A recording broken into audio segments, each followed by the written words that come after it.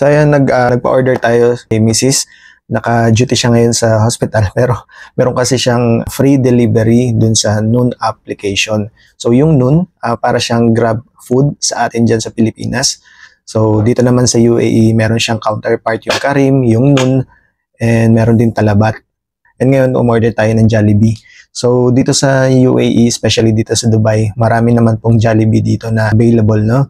So dito sa lugar namin, siguro mga nasa 3 ang lapit na Jollibee. Isa sa Al Ghurair Mall, isa sa Salah Al Din Metro Station, and isa dun sa DCC or Deira City Center na mall, no?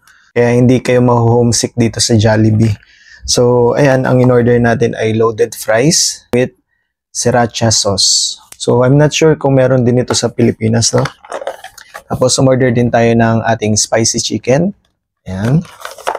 Meron din tayo syempre extra rice. Hindi pwede mawala yan. Kaya na naman ay chicken spaghetti ng Jollibee. Okay? So check natin yung ating mga in-order. So same sa Pilipinas, no? Ito yung ating spicy chicken. 2 pieces spicy chicken, may rice, and then may gravy. And then, hindi pwede mawala na ito yung signature sauce ng Jollibee. Okay? Okay, baby. Ito naman ang kanyang order. Ganito po siya. So, meron tayong spaghetti, tapos 2 pieces chicken, and yung gravy. So, wala siyang rice, no? Walang rice, pero umorder tayo dito na extra rice para kay Yana. Okay, baby?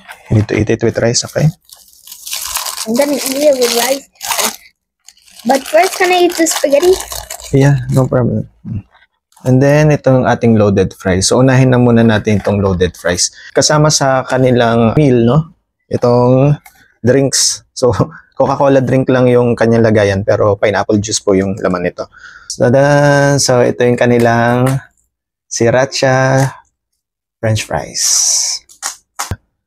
So, kung nandito kayo sa UAE, no, and naghahanap kayo ng mga kakaibang sauce para sa inyong mga fries, try nyo itong sa Jollibee. Actually, ika-second time ko pa lang din. Ika-second time or third time na mag-order nito. Dahil before, hindi ako masyadong familiar dun sa sauce. Tapos, ang nangyari, one time, nagkamali ako ng order ko and ito yung dumating. So, simula, nagustuhan ko na talaga siya. So, kung makikita nyo, no, fries, tapos meron siyang mga chicken bits, no. Ayan, totoong chicken po yan. Ayan. Tapos meron siyang, I'm not sure kung celery or kung anong, yung green. Ayan. Hindi ako sure kung anong nilagay nila dyan.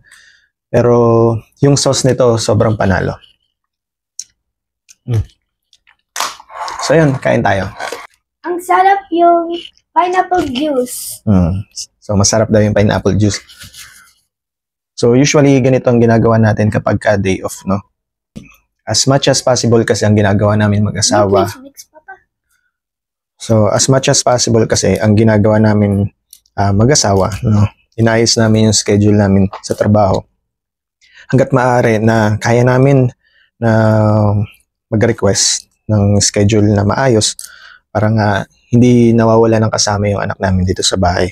Pansin namin, no, yung childcare or yung nanny or kung ano man pong tawag niya doon, no. Pero yun nga, yung pag-aalaga kasi ng bata dito sa UAE, expensive din siya. Yung sa previous video na shinare ko about sa cost of living here in Dubai for families, totoo po yun, no. Yung childcare na binabayaran namin doon ay nasa 1,000 dirhams. So equivalent noon ay nasa 15,000 pesos.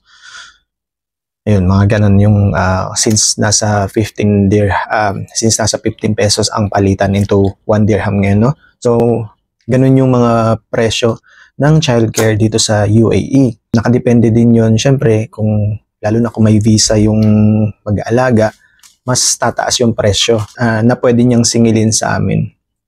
So, inisip namin kung pwede naman gawan, no, na at least sa monthly schedule namin, magkaroon kami ng time na kasama namin si Yana para less na yung babayaran namin, or kung minsan, yun nga, kapag maganda yung nagiging schedule natin, hindi natin siya iniiwan sa nagbabantay, no. So, wala tayong binabayaran.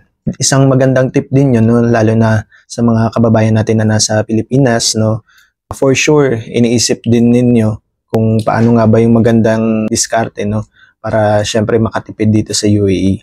Dahil para sa amin, no, yung kinikita natin dito, although syempre comfortable naman yung life natin dito as of now, pero syempre mas maganda na din na mas marami na pupunta sa savings kesa sa ilalabas natin na pera.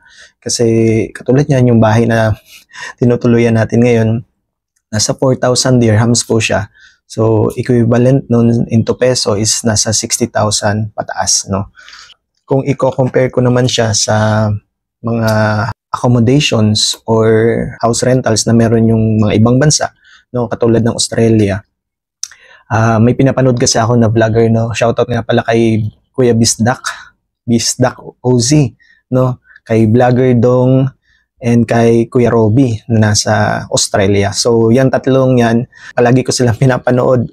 Silent viewer ako ng mga YouTube channel nila. So, si Bisdak OZ, Vlogger Dong, and kay Kuya Robby, yung ting abrodero, no. So, sinishare din kasi nila yung life nila sa Australia. And doon ko nako-compare yung life naman namin dito sa Dubai, no? Especially yung cost of living natin dito sa UAE. Yung renta natin dito na 4,000 dirhams kasi, sabi ko nga, ang equivalent niya into peso ay nasa 60,000 to 65,000 pesos. And nalaman ko dun sa vlog ng ating mga kababayan na nasa Australia, no, na yung ganong klaseng amount sa kanila kay Kuya Bisdak, kasi nagbabayad sila ng 500 or 458 or 485 Australian dollars per week. So, kung ita-times natin yun sa 4 weeks, no, halos same din yung binabayad namin dito monthly. Pero dun sa Australia, yung ganong klaseng amount, nasa 2 bedrooms na po yung kaya niyang bayaran. Okay? Kaya, masasabi nating expensive talaga ang pamumuhay dito sa Dubai. Expensive yung pamumuhay dito sa UAE, no? Kasi katulad nga nun, sila, syempre, ano na yun, 2 bedrooms, 3 bedrooms, no? May toilet and bath, tapos may sarili silang space. Pero tayo, as of the moment, ito pa lang yung kaya natin, no? Comfortable naman siya na manirahan sa ganitong klaseng accommodation or flat, no? Pero since sharing yung mga ibang items natin dito, katulad ng washing machine, ng kitchen, so yung balcony, no, hindi natin siya pwedeng gamitin anytime na gustuhin natin. Kasi syempre, minsan may gumagamit din na iba, so kailangan natin magantay. Kumbaga minsan paunahan pa yung mangyayari para lang at least magamit natin yung mga bagay na gusto natin gamitin. And yung space na gusto nating tambayan or paggamitan, no.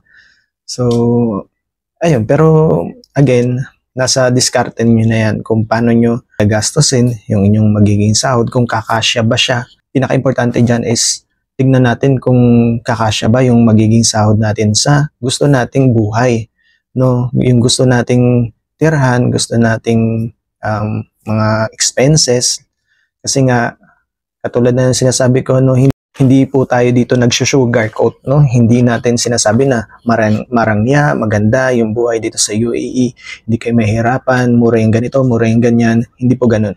So dito sa vlog natin, as much as possible, sinasabi talaga natin lahat ng pwede nating i-share na alam natin makakatulong sa mga kababayan natin. Kasi dyan pa lang sa Pilipinas, at least ma-preempt nyo na, may isip nyo na, ganito pala yung pwede maging buhay namin kapag kasama ko na yung pamilya ko, may kasama na akong anak, ganito pala yung pwede naming bayaran sa renta kapag mag-isa pa lang ako and kapag kasama ko na yung family ko. At least meron na tayong pwedeng ma-predict na or pwede na tayong maisip na dapat ganito pala talaga yung dapat na sahod ko. Hindi pala ako pwedeng bumaba sa 3,500 or 4,000 kasi ganito yung lifestyle ko sa Pilipinas. Mahirap din naman kasi na pagdating dito mabibigla kayo sa mga gastusin, sa mga babayaran. Kasi syempre iba yung lifestyle niyo sa Pilipinas, iba rin yung magiging lifestyle niyo pagdating dito sa abroad, no. Sa amin na mag-asawa, no, ma-share ko lang. Wala kasi kaming luho, okay? So hindi kami umiinom, hindi rin kami naninigarilyo. Malakas kami kumain, okay? Mahilig lang kami kumain. So, yun yung isa sa masasabi namin na good problem para sa amin. Kasi at least, yung igagastos mo sa alak, igagastos mo sa sigarilyo, or igagastos mo sa vape, napupunta sa pagkain. At hindi lang para sa amin, pati syempre sa anak na. So, yun yung mga diskarte na dapat iniisip natin ahead of time kung talagang plano nyo na pumunta dito sa UAE. Kasi hindi basta-basta yung buhay dito. Yung paghahanap pa lang ng trabaho, sobrang hirap na. Oo, maraming available jobs, okay? Marami naman vloggers na nagsasabing maraming available jobs na pwede nyong makita dito sa UAE, which is true. Okay. Hindi ko questionin yun. Pero, magkano ba yung sahod na pwede nyo ma-receive or pwede nilang i-offer sa inyo? Yun. So, sa ngayon kasi, nakikita ko rin sa mga FB groups, no, madami ng kabayan natin na umaaray na nagrereklamo kasi yung job offer sa kanila or yung salary offer sa kanila ay masyadong mababa compare sa expenses na tumataas dito sa Dubai. Yung accommodation kasi dito, halos lahat talaga nagsitaasan. Katulad sa Pilipinas, tumaas yung mga expenses, pero yung sahod nananatiling ganun. So, dito sa UAE, ganun din. Tumaas yung mga accommodation, pero yung salary natin, hindi siya basta-basta tumataas, no? Minsan, after 2 years, after contract, or kung minsan talagang walang galaw, or hindi gumagalaw, hindi umaangat yung mga sahod natin. Kaya, ang magandang solusyon para sa ganyan, lalo na kung papunta pa lang kayo dito sa UAE, hanggat maaari na kaya natin na makipag-negotiate, lalo na sa sahod, huwag kayong mahiya, okay? I-negotiate natin yung feeling natin na fair para sa atin na sahod, i-negotiate natin yung feeling natin, ikakabuhay natin, yung feeling natin na ikakaganda ng buhay natin dito sa abroad.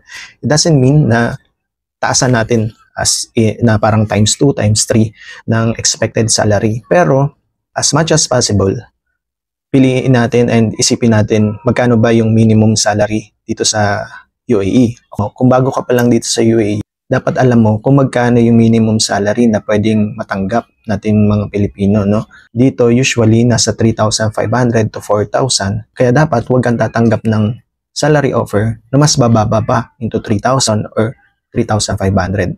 Kasi katulad nga sabi ko, mahihirapan ka sa pamumuhay dito, plus mahihirapan ka syempre tumulong or magpadala sa Pilipinas. So yun yung mga dapat na iniisip natin kapag mag-abroad tayo. Hindi man dito sa UAE, no? Hindi lang dito yan sa UAE nangyayari. Sa iba't ibang bansa din. For sure, merong mga ganyang issues, may mga ganyang problema na kinakaharap ng mga kababayan natin. Dati kasi hindi ganun ka-open, no, sa social medias yung mga ganitong klaseng issue kasi nga wala pang nagba-vlog, hindi pa natin nalalaman yung mga ganitong klaseng problema na pwede pala nating kaharapin. Usually kasi pag nasa Pinas ka, okay, kapag ka na-offeran ka ng gano'n, sabihin natin 60,000 pesos, okay, ginagrab na natin yun. Pero pagdating natin sa abroad, nagkakaroon tayo ng problema kasi yun pala, kaltas pa doon yung tax, yun pala, kaltas pa doon yung accommodation, yun pala, wala pa doon yung transportation. So, nababawasan yung 60,000. So, magkano na lang ba yung ipapadala na natin sa Pilipinas, di ba? Yun ay mga good points na kailangan natin i-consider. Lalo na kung balak nyo balang araw na isama din or dalhin din sa abroad yung family nyo.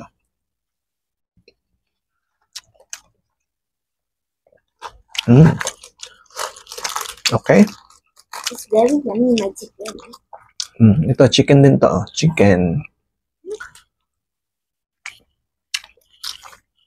So, para magkaroon lang kayo ng idea, no? Magkano nga ba yung binayaran natin para dito sa meal na to. So, yung total nito ay 61 dirhams. Yung Chicken Joy, 2 pieces Chicken Joy na may gravy, may rice. Ito yung sa akin yung meal ko. Ay 21 dirhams. Tapos yung add-on na loaded fries with sriracha sauce ay 7 dirhams. Then yung chicken spaghetti naman ni Yana ay 29 dirhams plus yung kanyang extra rice na 4 dirhams. So total nun ay 58.10 dirhams. Tapos meron lang siyang 5% na VAT So, 2.90 dirhams yun. Kaya ang total niya ay 61 dirhams. Ayan o, 61 dirhams. This chicken is yummy. You sit here, pakita. This chicken is yummy. Very. Very yummy. So, sa mga curious na kung kamusta nga ba yung lasa ng chicken dito, compare natin sa chicken sa Pilipinas. Halos same lang naman siya, actually. Pero minsan, may mga chicken tayo na nakakain from Jollibee na masyadong makapal yung breading mix. Pero yung sauce niya, yung gravy sauce, parehong-pareho sa gravy ng Pilipinas.